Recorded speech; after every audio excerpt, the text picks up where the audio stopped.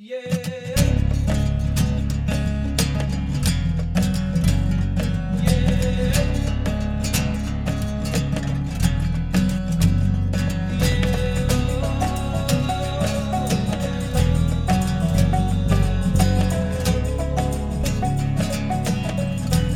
to the Into the Wilderness podcast. This is the second installment of our short podcasts that we are putting out while we are over here in the States. Last time we were in Seattle, but today we are in Montana.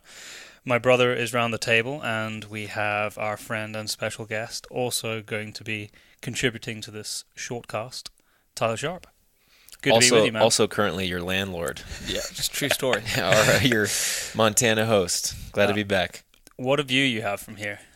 We arrived in the dark, and then we woke up, and it was like, boom. It's pretty spectacular. It's still surreal. We've been here almost 7 months now, and as you can see, we've got 3 mountain ranges around us, and lots of wildlife, and blanket of snow, and wonder and beauty. So, I could think of worse places on the planet. Absolutely. We drove up from...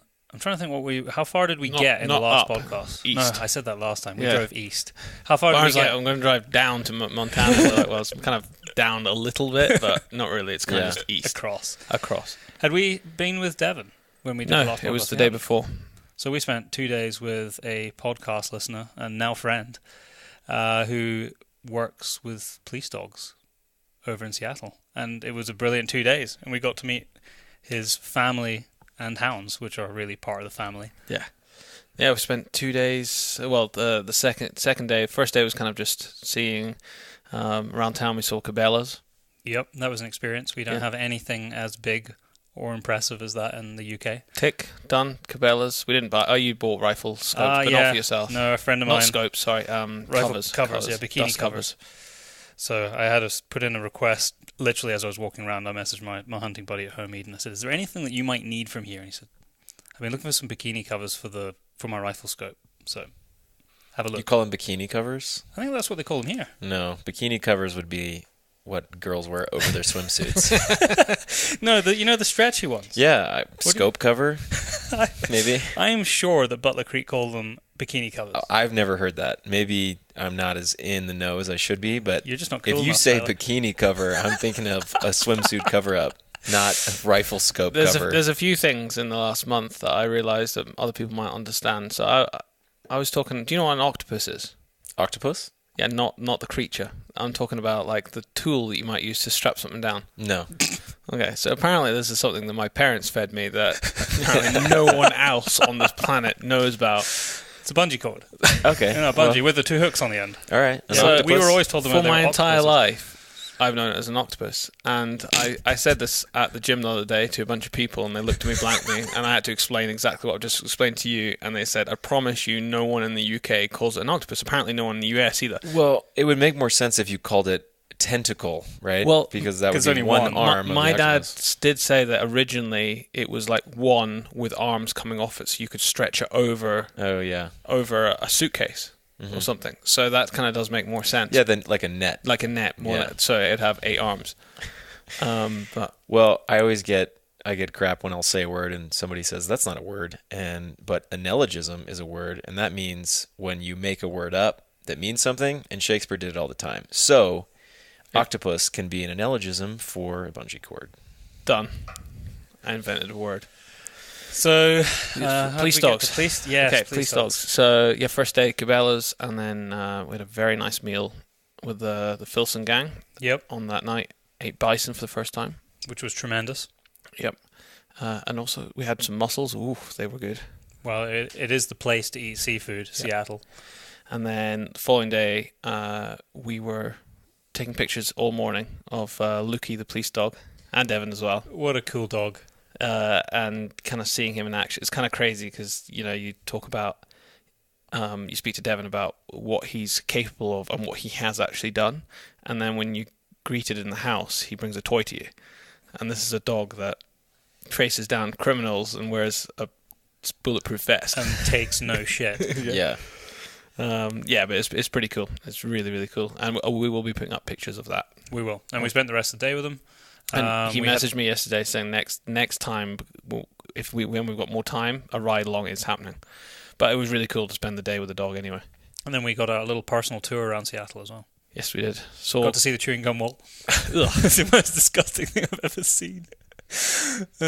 You said you'd seen it, hadn't you, Tyler? It's been I think that would have been in 2003, 2004. So I imagine it's been scraped off since gum has been decomposed, if that is a thing that happens. I don't know if no, they had to scrape it off. Okay. Apparently it was like 2 or 3 inches thick and a health hazard, so they took it all off, but it's back again. Watch, that's how the first zombie comes about. It's just going to morph into this organism that escapes and eats people. Yeah, like the blob. It was a last minute. Oh, have you seen the chewing gum wall type comment? And we're like, what on earth are you talking about? So we ticked off some of the common places, Pike Place, which was actually quite cool because it was completely empty. Pike Market. Pike's Market. Pike Market. We saw the Space Needle. We had a Dick's Burger. We had a bag of dicks. Yeah. And before that, we'd gone to the aquarium. I can't remember if we talked about that on the last podcast. Yeah, we did. We went. Okay. No, we didn't. We didn't. So we went. I'm not sure, but we went to the aquarium anyway to see some of the everything. Everything. Yeah, from seals to octopus. Real octopus. We got to watch them being fed as well. And sea urchins. Yeah, we did. Yeah. This so that in this like petting tank, it's just like a rock pool, basically a simulated rock pool, and kids can go and poke starfish and poke sea urchins. He says kids, aka you two guys. Yeah. And then there was this dude with these tiny pairs of like it was like tweezers. But it was kind of like, it looked more like the things you pick up litter with, but a mini version. Mm-hmm. And he was individually feeding each sea urchin there with a piece of seaweed, but there was like 200 or 300 sea urchins. And he basically was like, I kind of keep track of them, but because there's like so many people working there and interrupting him, it doesn't matter if you miss one because they'll do another one. Yeah. But I sat and watched a sea urchin for 5 minutes as it moved with its little spines and little sucker feet, the piece of seaweed round from the top of it to its mouth underneath. That's cool. So that's another thing checked off. Slow eating. Yep. It was kind of mesmerizing. And then we went to the gun range that night. Oh yeah, we did. Yep. Yep, we went to town with a couple of boxes of 9mm and a Glock. And we shot it was like a werewolf taking a woman away, and you had to save her. Save her, yeah. And we had expert instruction from Devon. Yeah. Unless you're a wolf conservationist. Well, it was a werewolf. Okay. Yeah. So I think it's slightly different, right? Yeah. Maybe she was the bad guy. And it was suggested to us. And if you've seen Men in Black, mm-hmm. you know that he shot the little girl because he was like, What's she doing out in the?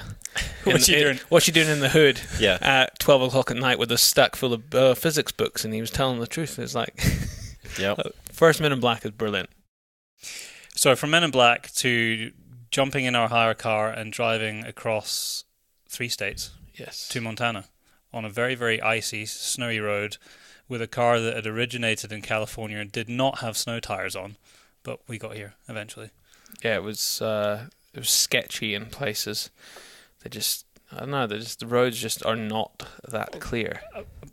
They'd had a lot of snow. They had, but not and enough. About a quarter of the way was ice. Yeah.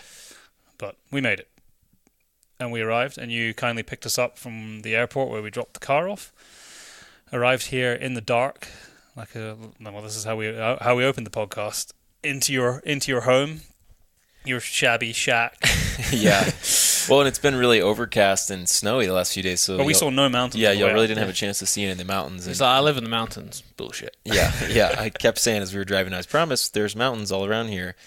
But yeah, and we had a great dinner. You guys got to try get to have some elk, right? Oh yeah, we did. Yeah. We're gonna probably have some more tonight. That was a nice restaurant. Yeah, it was. And then yesterday, you guys talk about yesterday. Yellowstone. Yellowstone's not that important. We can miss that out. We went to Yellowstone. It's part of my duty here to be Yellowstone guide, and just in the last 10 or 11 years, I've got to spend a lot of time in the park, and it still hasn't worn off on me. But one of my favorite things about Yellowstone is taking people into Yellowstone for the first time, and especially you guys growing up hearing legends of this kind of stuff. And people out here get used to bison or this or that. And I remember we came around the corner in the first bison. You were like, "There's a bison!"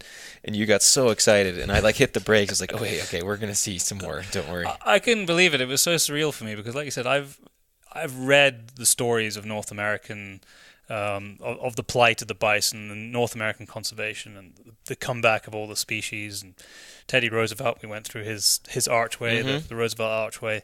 So as I said to you when we were traveling around yesterday, I know that this isn't going to properly sink in until I go home, but I did not expect to see as many bison as we saw so easily. I thought it was going to be, well, we'll probably see bison, but they might be over there. But I could almost smell the breath of some of the bison we were taking pictures They're of. everywhere. It's pretty cool, considering even in National Geographic, which I've read for years now, I would say at least 1 or 2 issues a year has stuff from Yellowstone in it. It's so famous and kind of it's a pin-up national park, isn't it? Well, it is. Our national parks at home are kind of loosely based on the success of Yellowstone. And I also think it's great that you got to experience it in the winter versus the summer. I mean, I think that spring is a great season and late fall but from June till end of August, it's pretty busy in there. So to go in with winter with very there wasn't that many cars. No, there was, and I was surprised at how many cars, and it must have been because it was Saturday and that people were going snowmobiling in the Beartooths and that kind of thing. But to get to see it kind of desolate with not a lot of traffic, and in most situations we had the wildlife sightings we encountered to ourselves. Yeah, we did. And you think about it, only one road in Yellowstone's open. So if you consider that and the amount of people there wasn't many people there. No. And we got pretty lucky. We saw a lot of bison. We saw a massive elk within the first hour. He was so chilled out. He was just chilling. And then we saw another 5 or 6 of them way, way, way up on that hill out in the Lamar Valley. Yeah, that was a good spot, that. We were kind of up for debate on whether that was a fox or a coyote. It looked like a fox to me. And then we couldn't find the sheep. We were trying to find the bighorn sheep. There's a spot that they usually are. We could see where they'd been bedded down. They had been there. It was so cold, though. And it was minus 20 when we left last night, Celsius, not Fahrenheit. Yeah, so about -2, -3. Which is like Svalbard cold. Yeah, that's you're thinking about layers now because it didn't feel that cold. It was cold. It was cold, but it didn't feel -20. I mean, the entire back of the truck just stayed frozen. Well, and then my favorite was that we kind of did our circuit, because only one of the entrances is open, and then we come back, and I was like, "Hey, do you guys want to go look at these geyser pools?" It's we walk up these walkways, and we've got a few minutes of light left, so we walk over there, and thinking that nothing else interesting is going to happen, and then it was like game over for the day. Yeah. And then we see 2 bull elk just battling it out in a gas station. Amongst the buildings. And they got really close to the gas pump at one point, and I kind of made the joke about Zoolander where they're like, doesn't mean you can't not die in a freak gasoline fight accident. And these elk were getting really close to these gas pumps, and we were just thinking about how sort of unfortunately comedic it would be if they ended up exploding this gas pump because they were thrashing each other with their horns, but they ended up moving away. They did. But it went on for almost 10 minutes. We were there for a while. It was brilliant to watch. It was really cool. Sizing up, stepping back, and then there was that moment where it's parked there. And they looked at 2 cars. They looked at us, just sort of, "Can I help you?" Yeah. Then they carried on, and then almost backed up into the front of your pickup. Yeah, they got pretty close to my truck, and but it's just cool to see that so close up. And of course, you'd like to see that in the wilderness and not in the parking lot of Mammoth Hot Springs, ranger station. But hey, they are wild animals. They're still wild. I mean, they're obviously fairly accustomed to human presence, being that it's a park. Yeah, it's a national park, but they're absolutely not domesticated in any way. But it's a national park. There's millions and millions. How big of is acres. it? I need to Google the exact. Did you? I can't remember. Darryl can Google it. I want to say right. my guess is like 30 million acres. Let's look. Yeah. Let's not guess. Let's look. Yeah. Give the people the knowledge. So there's a 3 in there somewhere. We were hoping to see wolves because you took us to where there's some wolf packs. Yeah. Didn't happen, but we were there. They were there around us somewhere. They're there. They live in that area, and you can always tell by the wolf enthusiast vans or trucks. You are very, very, very close. Was it 3? 3,000. Hang on, I need to. You carry on talking. I'm gonna. Yeah. So there's a lot of groups that obviously park biologists, but then there's also groups of wolf enthusiasts that, in the same way that we were talking about storm chasers earlier, that they are in tune. I don't know if they're able to tap into the radio collars on certain herds or not herds, packs, but they're usually, if they're out there with their truck and their spotting scopes, you usually know that that's the spot. So. I've got it. The reason why I was confused is because it was giving me it in square miles. Oh. But I've actually found that the acreage, which is 2 million, basically 2.2 million acres, which is 3,400 square miles. Yeah. So I couldn't remember if it was 3 or 30, but yeah, close to 3 million acres. Yeah. It's pretty big. It's a lot. Yeah. That's insane. And it's, what we were talking about earlier was the only way. I think it would have to be on skis or snowshoes or a guided snowmobile tour to get down towards the bigger geysers. And a lot of the bison sort of migrate towards those geothermal areas. And so they kind of hang out in the steam. And so that's when you get all the frost beards on their beards and all that. And I would love to get to do that at some point. But I've this is actually really the first time I've spent a winter in Yellowstone. Most of the time it's always been in the spring or fall. So, well, seeing them, the only other experience I've had in my life of seeing an animal for the first time that compares to seeing the bison was when we saw muskox in Norway. And I'm not just saying that because it kind of looks similar. It had the same kind of emotion and feeling to it. It had that sort of prehistoric being. Yeah. You almost don't look real. Mm-hmm. You're in the landscape. And we saw quite a lot of muskox in Norway, but it was like 30 or something. Yeah. Whereas we saw hundreds and hundreds of bison. Yeah. That last spot where we were looking for the wolves, when you look down onto that plain below us. There's a couple hundred down there probably. It was incredible. Yeah. And there's been times in the summer where, I've been fishing back in that area and you're fishing and then you kind of hear a splash and you turn around and the herd's coming through the stream right next to you, and that's amazing. That's a pretty cool thing to witness. Yeah, we don't have herds of bison when crossing when we're fishing the river. Yeah, no, I'll definitely have to come back when it's more fishing season. But we'll talk more about. I'm sure that Yellowstone's going to come up and the bison in other. Yeah, we're going to be doing some podcasts on it. Yeah, exactly. So after that, then we went to Chico Hot Springs. Yeah. Yep. Oh, actually, at the Yellowstone, we did go up to the geysers. Yeah. That was really cool. Yeah, and those, they are cool in comparison to the other hot pools and the geysers. I really, you're going to have to come see those at another point. But yeah, these are basically geothermal areas, and there was so much snow. There was probably 8 inches of snow. Yeah, and it was snowing heavy when we left. So some of it was hard to see, but basically, the bacteria, the color of the pools is caused by bacteria that live in different temperatures of the water.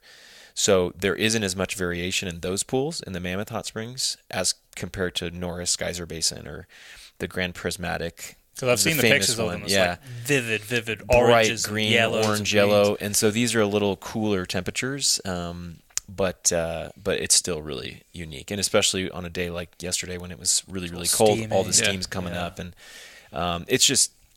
It would be easy to get accustomed to that, but when you think about what it actually is, the reality, it's almost science fiction. It is almost science fiction. Yeah. But then we went to Chico's after we saw that. Yeah. Chico Hot Springs is one of my favorite places. And I couldn't believe what you were telling us. This was after we'd been chilling out, drinking beer in the hot spring swimming pool. So it's a bar. Yeah. Like it's a proper bar, and then at the kind of the back of the bar, they have a swimming pool. Well, so it started off as a wellness center in the early 1900s, and so it's a hotel that used to be a medical wellness center. So the rooms were hospital rooms basically, and then they used these hot springs as healing waters for polio and scoliosis and all that kind of stuff. And over time, it kind of shifted into a guest ranch or hotel, and so they have a old school. You didn't get to see the actual steakhouse, but there's a nice old school restaurant in there that's part of the hotel. And then next door is the saloon. So it's a legitimate Old West saloon with a dance floor and a dance hall. It felt great.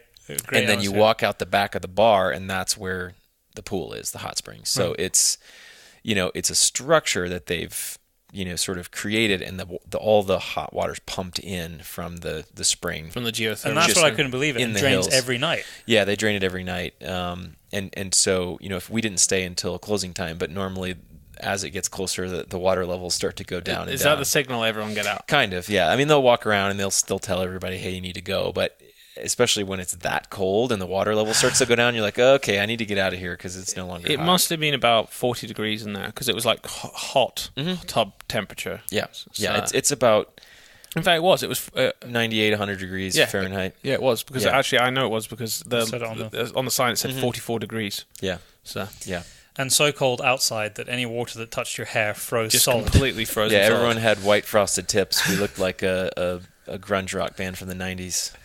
But no, that was a great experience. And then, well, that was last night. So that's kind of up to speed as to the ins and outs of what we've been up to. Yeah. And we've got a whole spectrum of people that Tyler's been helping us get together with over the next week that we're going to be speaking with, chatting with, drinking beer with, and podcasting with. And most people will probably be listening to this on their Monday morning when they wake up It will in the be. UK because we're recording this on a Sunday. Have a great week at work.